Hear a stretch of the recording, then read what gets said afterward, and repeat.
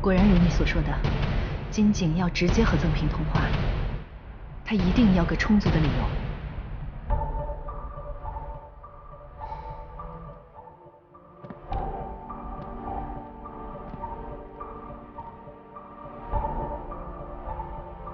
利用曾平的官方身份这一点，你就跟他说，重庆方面临时电令你，要你以官方的身份去和香港的商会见面，处理一些必要的事务，能拖延多久就拖延多久。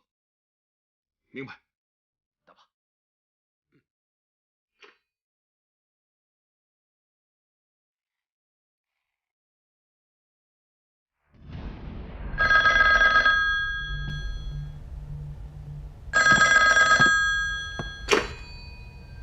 喂，喂，金井先生啊，我是曾平。哦，曾先生你好。能再次听到您的声音，真是倍感荣幸啊！曾先生客气了。想必吴小姐已经转达了我的意思了吧？是的，的确是非常明确的转达了。但是在下也通过吴小姐向阁下转达了我的意思。曾先生，眼下不是处理其他事情的时候。和谈的重要性，我想曾先生你应该明白。如果重庆政府不能抓住这个仅有的和平机会，那等待重庆政府的只有灭亡了。金井先生，我想眼下局势到底怎样，你我心里还都是有数的。但是我现在要做的事情也是非常重要的呀。曾先生，难道还有什么比亡国更重要的吗？哎呀，金井先生，您这么说就是在骇人听闻了吧？是您太乐观了吧？您不要以为我急于和谈是示弱的表现。啊，是，我确实也知道您的诚意啊。我实话告诉你，日本国内主战派已经按耐不住了。我这次是顶着巨大的压力而来。我希望能给两国带来和平，我也希望曾先生不要亲手毁掉这次和平的机会。哎呀，金井先生啊，要知道我现在并非一身轻松。英国人自从扫了东非洋行之后，就闻到了些味道，我必须亲自把这些事情处理掉，以我的身份更能接近和处理香港的局势。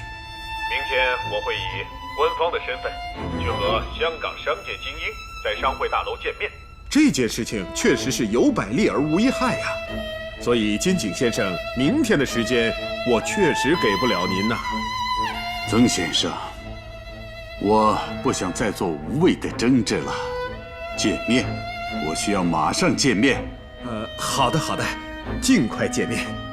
我希望曾先生不要让我等得太久，否则一切后果将由曾先生所代表的重庆政府来承担。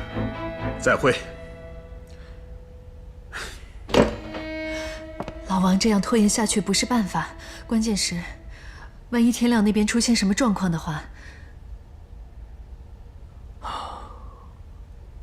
如果天亮发生意外，就会引发连锁反应。眼下一切正常，我相信天亮已经弄到了伟人庄，只是没有机会把他带出来。我觉得我们不能坐以待毙，你们尽量想办法，看看能不能联系上天亮。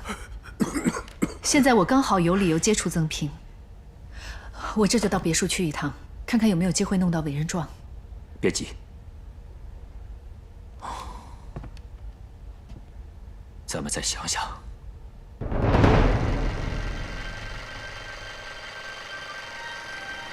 以军部的名义发一份电报。嗨。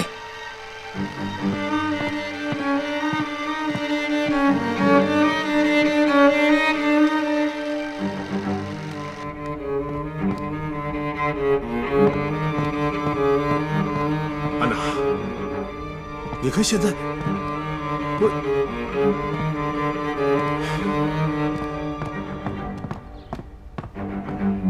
老王，你看现在，你得拿个主意啊！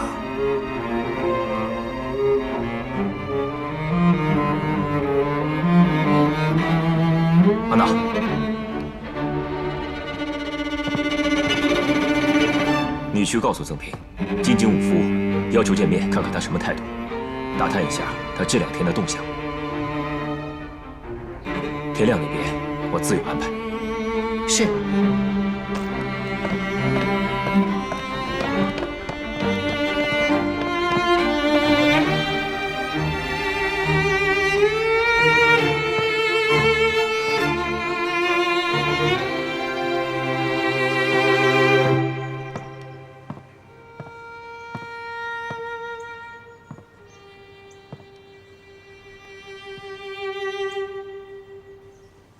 怎么？你就这么着急要出去啊？出去？没有啊。哦，你上次冲我竖大拇指是什么意思啊？没什么意思，我那是在夸你，夸你终于想通要对小泽好了。小泽最近情绪低落，我只是出于关心他而已。是啊，小泽是个好姑娘，而且在这场战争里，她显得那么无辜。可是战争从来都不会为无辜者绕道而行。有道理。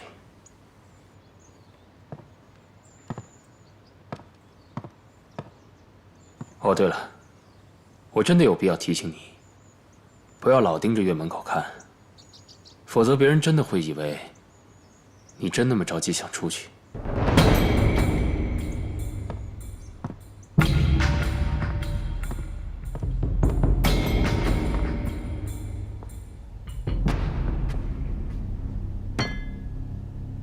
你告诉他，我不见面。不见。不见。凭什么他说什么时候见面就得什么时候见面啊？我就是要让金井武夫有求于我，这样才能加重在谈判桌上我的筹码。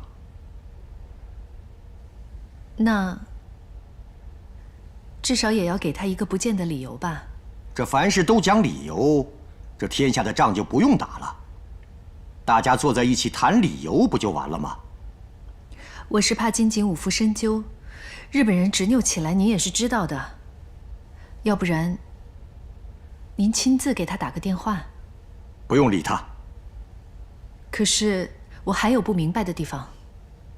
做生意，你知道了对方的底牌，你还会着急吗？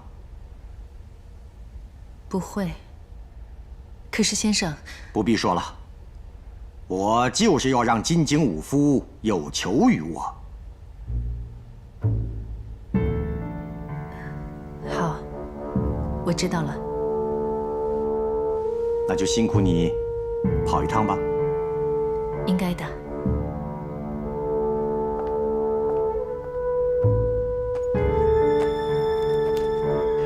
对了，先生，这是我特意为先生买的几位京剧名家的唱片。安娜，你有心呐。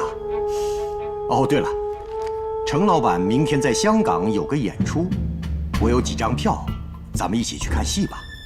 啊，真的太可惜了。最近公司的公事繁忙，我也很想一睹程老板的风采，可实在是没时间。明天我约了商会的几个人一起喝茶。哎呀，那可真是太可惜了。本打算跟你一块儿去看戏，但是还是公司的事重要啊。那我就替你去看戏了。那我先告辞了。好。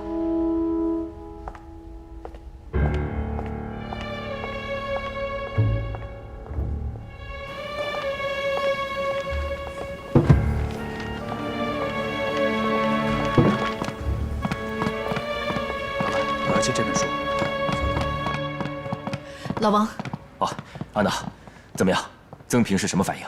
曾平不同意马上见面，他要拖延金井武夫，这样可以增加他在谈判桌上的筹码，他在和金井武夫打心理战。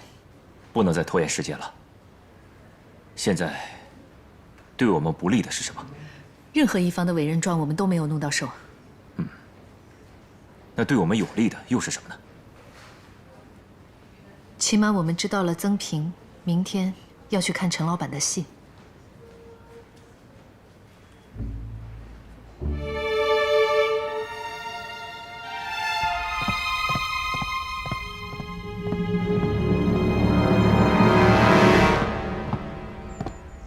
大佐。哦，藤原君。军部刚刚发来密电，询问谈判进展，需要大佐您示下回复。回电军部，很快我就会和曾平见面。那见面之前还有什么需要我们准备的地方吗？先待命。本来是明天要见面的，结果被曾平以事由拒绝了。事由？什么事由？他说明天要到商会大楼，有重要的事情要办。大佐，我请求对曾平进行监视。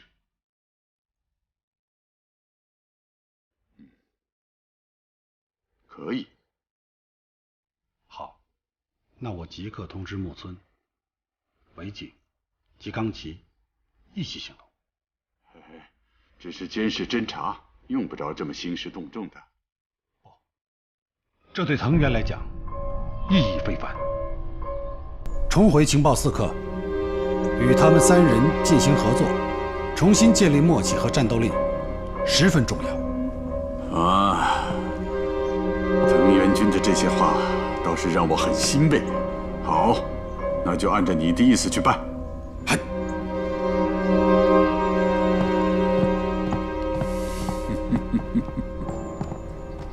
大佐原定于明天与曾平见面和谈，不过曾平一方以事由拒绝了明天见面。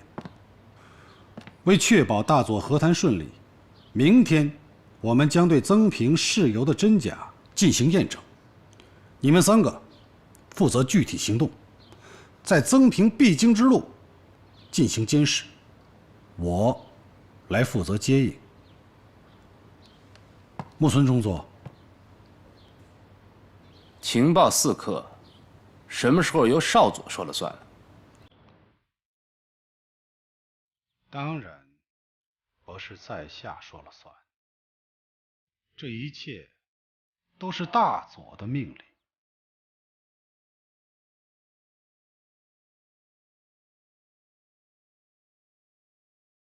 你们两位有什么意见吗？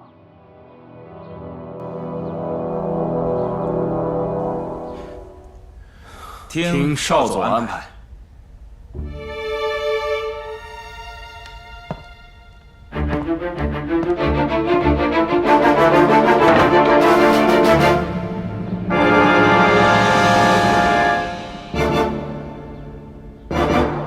少佐，您为什么向大佐要求和他们一起执行任务啊？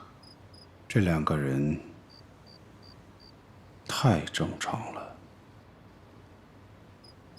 在判断不了的情况下，就得让他们受受惊吓，然后再给他们开出一扇门，最后就看谁往这扇门里面进。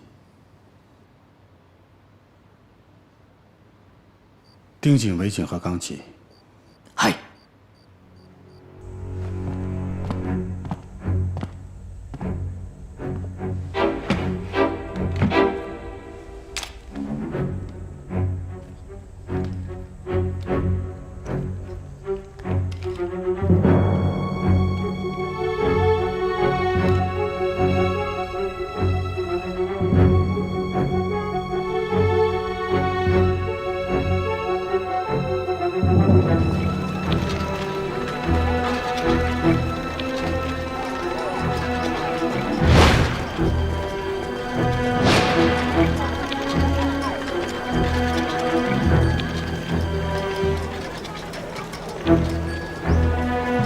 少佐，我们候了这么久，可是曾平的车还是没有出现。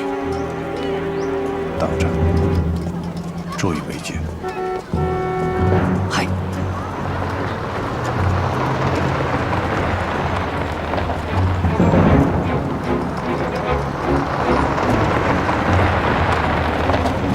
别动，别动，别动，别动，别动！不要开枪！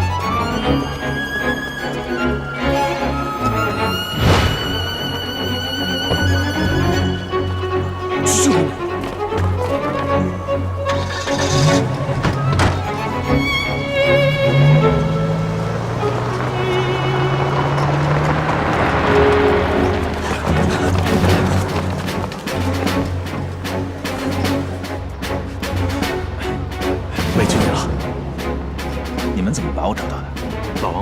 司会让周围监视，打你们一出门就被我们给盯上了。金井武夫和曾平见面的时间推迟了，我估计就是你们周旋的结果。哎，对了，哎，这个给你，伟人状、和谈备忘录都在里面。不过你得给我找一个安全的地方，我才能把伟人状给做出来。我现在就带你去。我还需要一个助手。明白，他一会儿就到。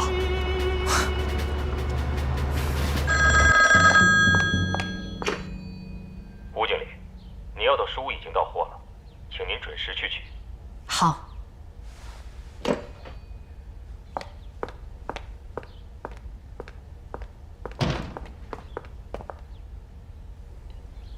吴小姐，您去哪儿？我出去一下。好，我送你。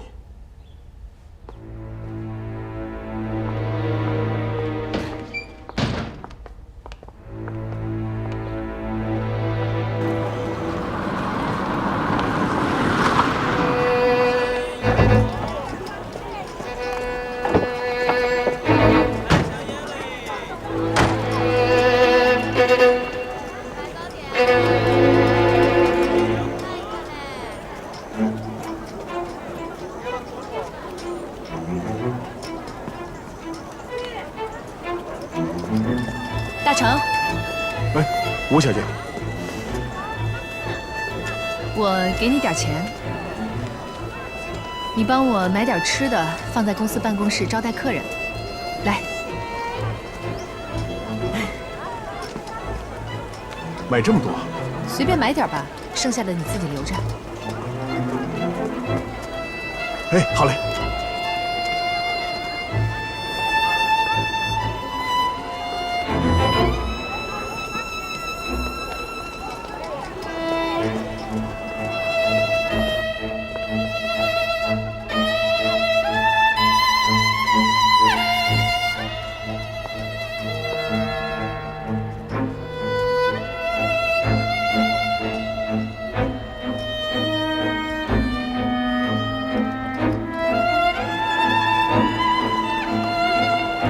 车，哎，来了。小姐，您去哪儿？古潼街12号。好嘞。奶娇啊，该走了。先生，您看我这么搭配好看吗？哎呀，不就是看个戏吗？走吧。好。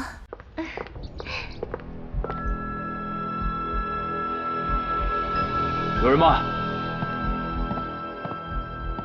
有人吗？什么事啊？这位小兄弟，我渴了，能给我倒碗水吗？这没有水。你们就算把我抓来，也不至于把我渴死吧？这真没有水。那能不能到你们的厨房给我弄口吃的东西？这没有吃的，也没有厨房。哎。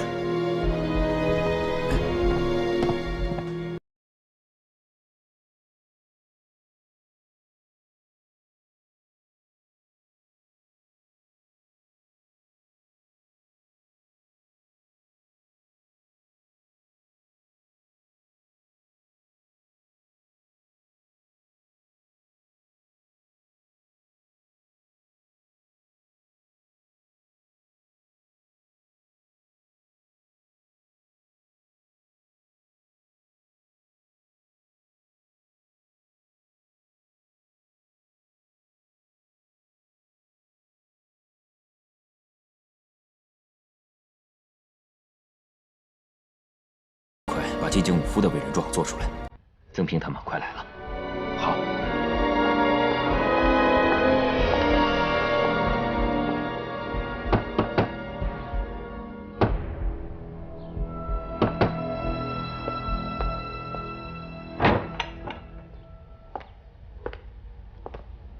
安娜。天亮。成败就看你们的了。抓紧，好，你去吧。开始吧。好。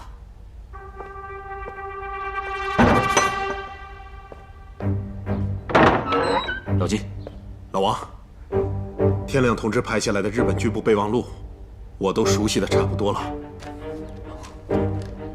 好，金井武夫的伟人状，天亮他们正在赶制，一定要先拖一段时间，给天亮把制作的空档留出来。曾平出来看戏，身上肯定没有带着伟人状，你要把握好和谈的节奏。明白。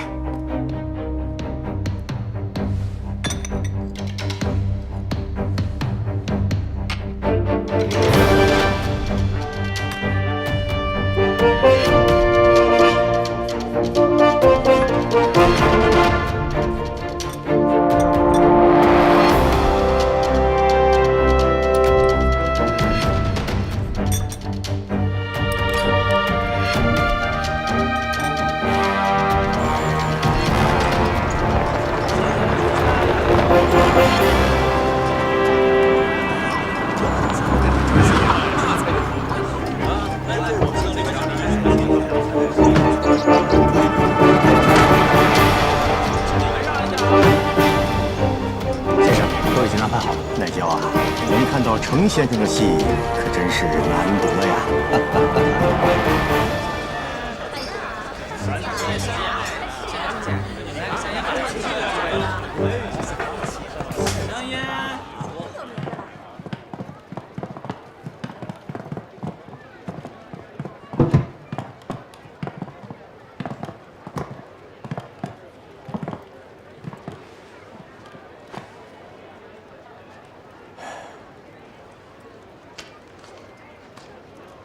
这群英会可真是一出好戏呀！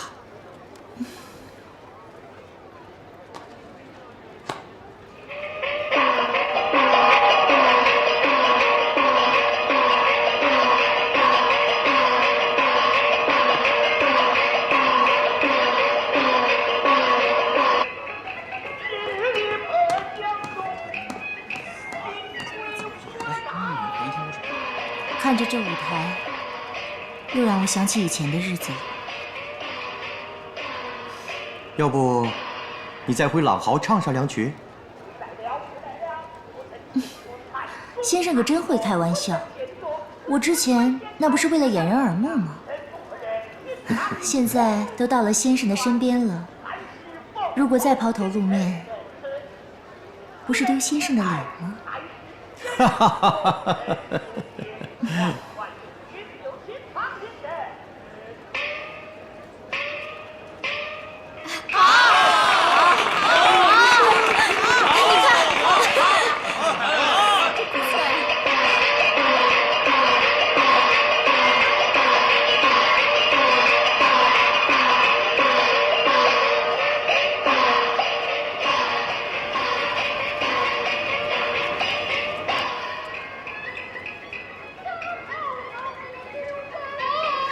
先生最喜欢群英会这出戏了吧？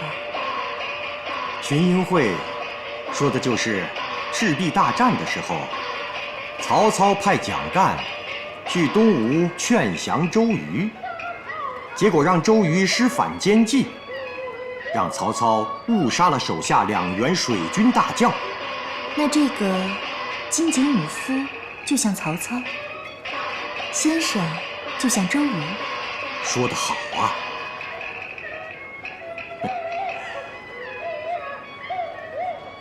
有机会，我一定让这金井武夫好好看看这出戏。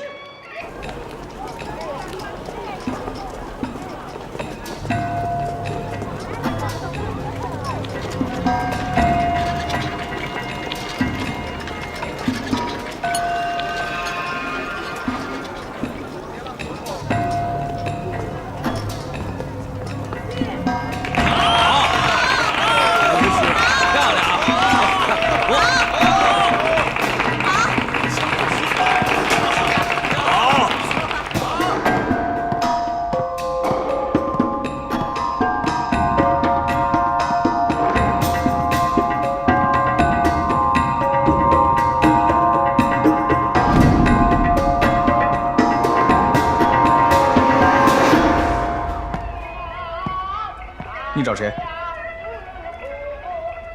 我找他。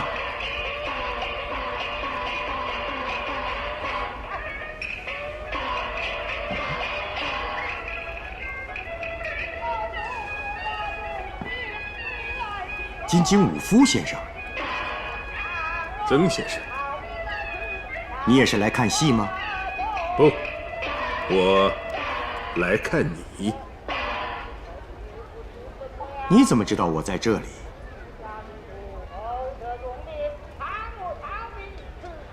想必这位就是徐乃娇徐小姐吧？金井先生好。徐小姐果然生的是娇艳迷人呐。徐小姐可还记得我的属下木村？既然木村能够见到徐小姐，那我自然也能见到曾先生。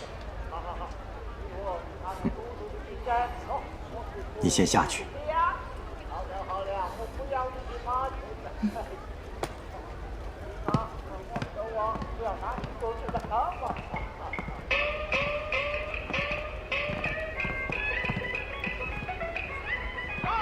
想不到啊，我还以为曾先生在研究什么军国大事，原来竟然是三国时期的军国大事。我不同意见面，自然有我的道理。曾先生，眼下和谈的重要性，我想你心里是最清楚的。如果重庆方面不想抓住现在这个仅有的机会取得和平，那么等待重庆的命运只有灭亡。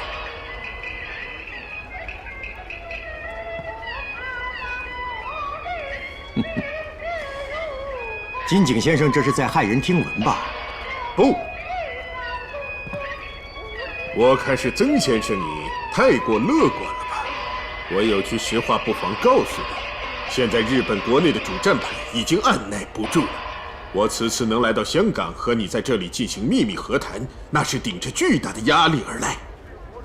我只是想给我们日中两国一个共同的和平机会，并且我更希望这个机会千万不要被曾先生你亲手所葬送掉。当然了，曾先生你如果极力主战，想重启战端，让重庆夷为平地，背负上断绝和平希望的重大责任，那我金井也就不再做这些徒劳的事情了。先生不要激动，请坐。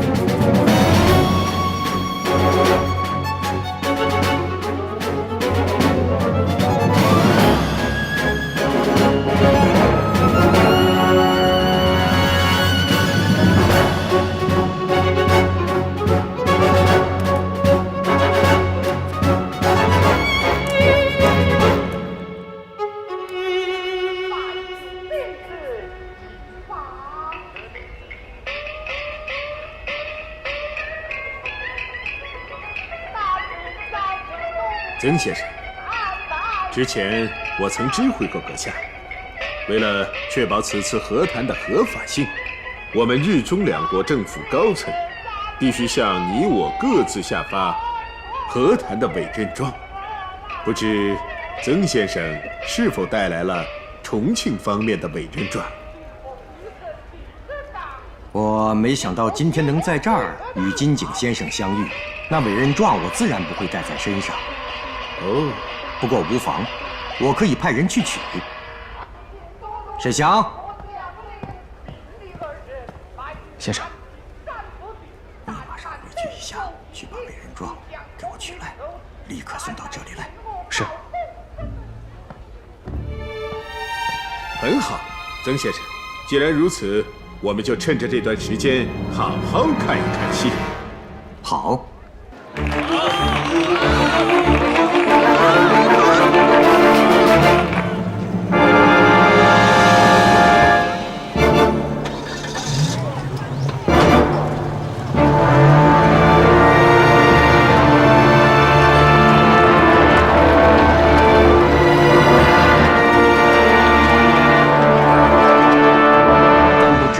先生的委任状又在哪里呀？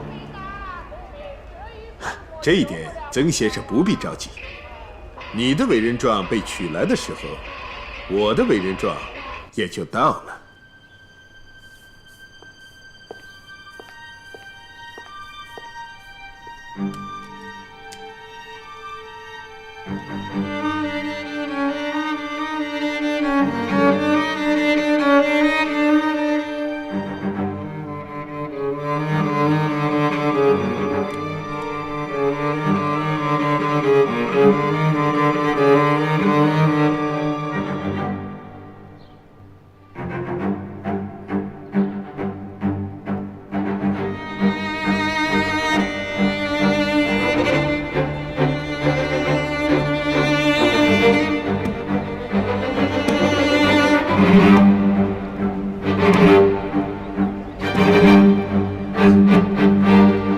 曾先生果然是个戏迷呀！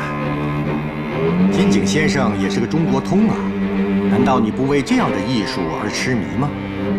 啊，痴迷可谈不上，只是闲暇的时间偶尔也听上两句。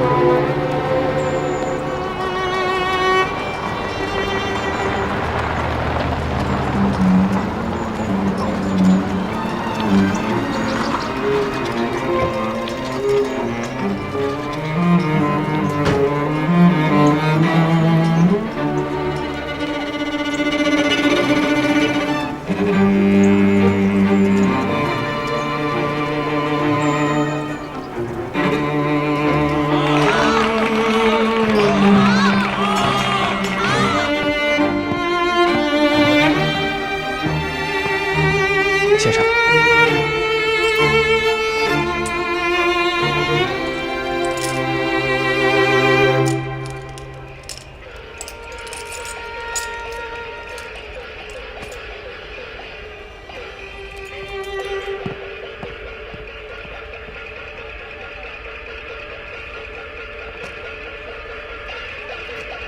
先生，我的东西到了，你的是不是也该拿出来了？啊，曾先生，不必那么着急啊。我看呢，我们不妨先把这段戏看完再谈吧。金井武夫先生是有备而来的，为什么我有时间去取一趟，而你的委任状却迟迟不肯露面呢？曾先生，实不相瞒，我没有带委任状。什么？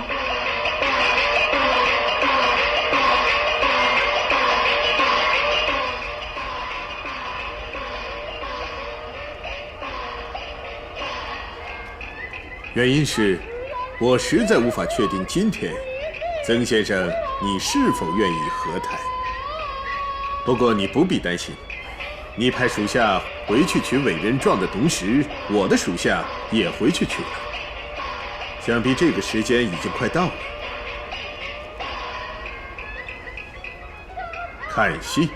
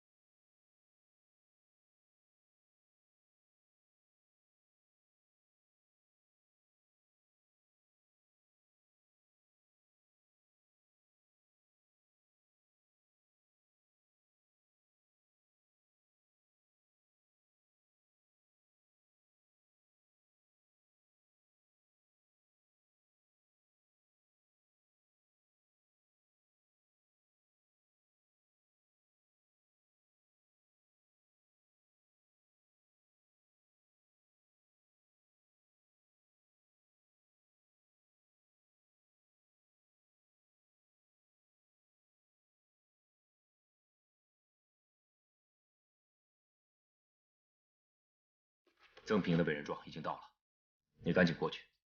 戒严同志要是再拿不到委任状，恐怕会出问题。好。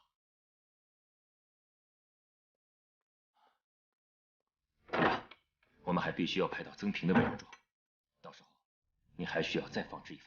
好。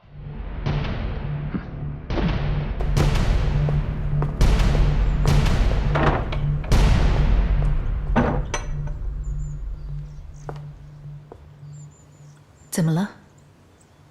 有什么不对的地方吗？没有。不过越是我们觉得万无一失，我就越怕出什么纰漏。曾平只不过是重庆方面一个玩政治的高手，他不会在意这些细节。可金井武夫是情报专家，所以咱们下一章仿制曾平的委任状，要更加逼真。好在我们下一张委任状不需要赶时间，可以慢慢做。对。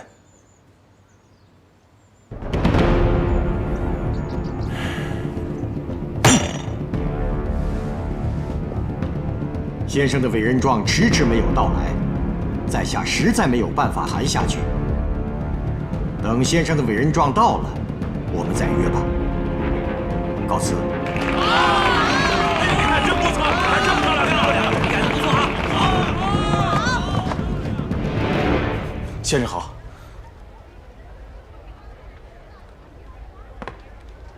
曾先生，好了，不必着急了，我的东西也到了。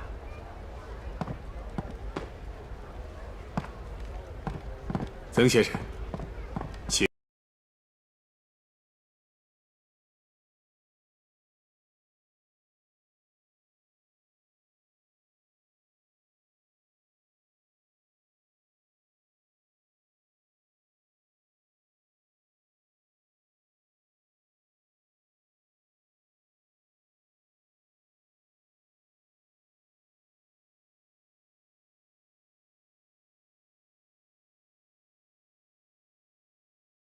曾先生，从现在开始，外面一切喧闹就都与你我无关了。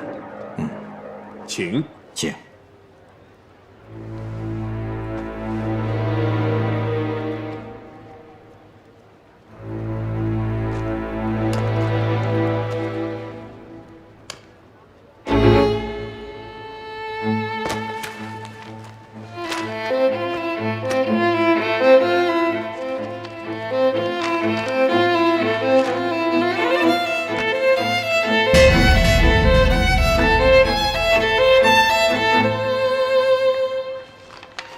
金井先生，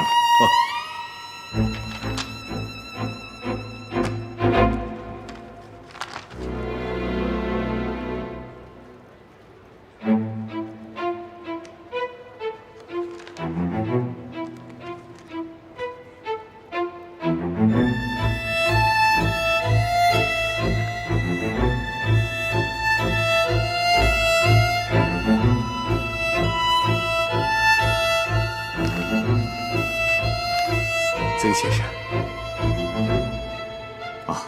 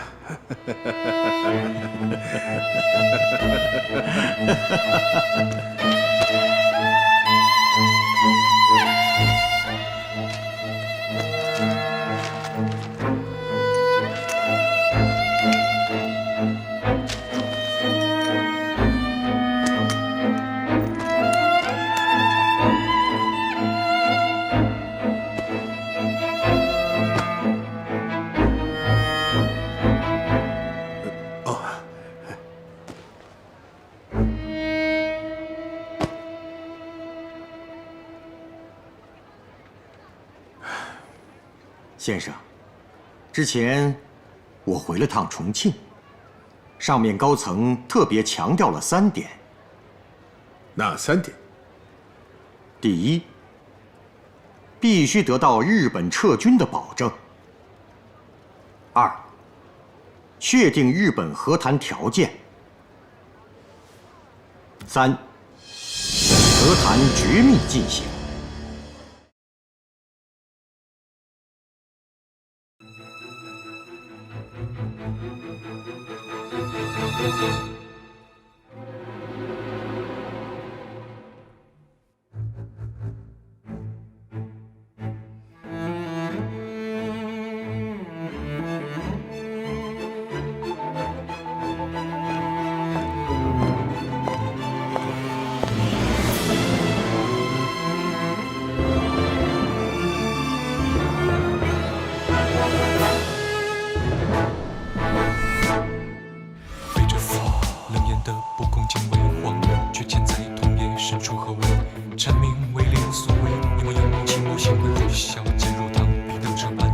下飞路，故事未说情章回，高跟鞋，刀锋如此轻纤维，一步一痛，一步一美，骄傲的泪水落在我心里的滴泪成丰碑。目光如此深邃，人海中蓦然相对，让爱勇敢地选择坚守，转身那一刻止不住的泪，在时刻经常戒备，逆着季风而无畏，用赤诚。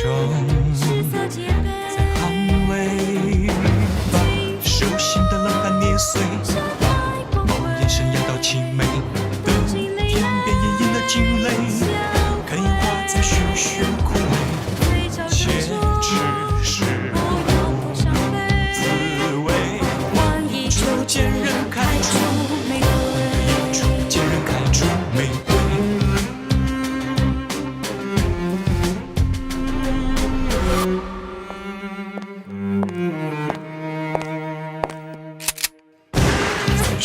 经常戒备，逆着季风而无畏，用赤诚在捍卫，把手心的冷汗捏碎，某眼神压到凄美的天边，隐隐的惊雷，看烟花在徐徐枯萎，且只是滋味。往一处见人开出玫瑰，一处见人开出玫瑰。做完那张假证明，我就觉得哪儿出了问题。我怎么能出这么大的纰漏呢？什么纸张不对啊？吉安同志手里的委任状用的纸张不对，重庆政府对用纸非常讲究，国防部、外交部，所有的机关都会用同一种纸。日本人曾经截获了一批重庆政府的文件，我跟金井武夫研究过。或许金井武夫看得没那么仔细呢。不可能，他不会忽略这种细节。老陈，马上把这个消息告诉给老王。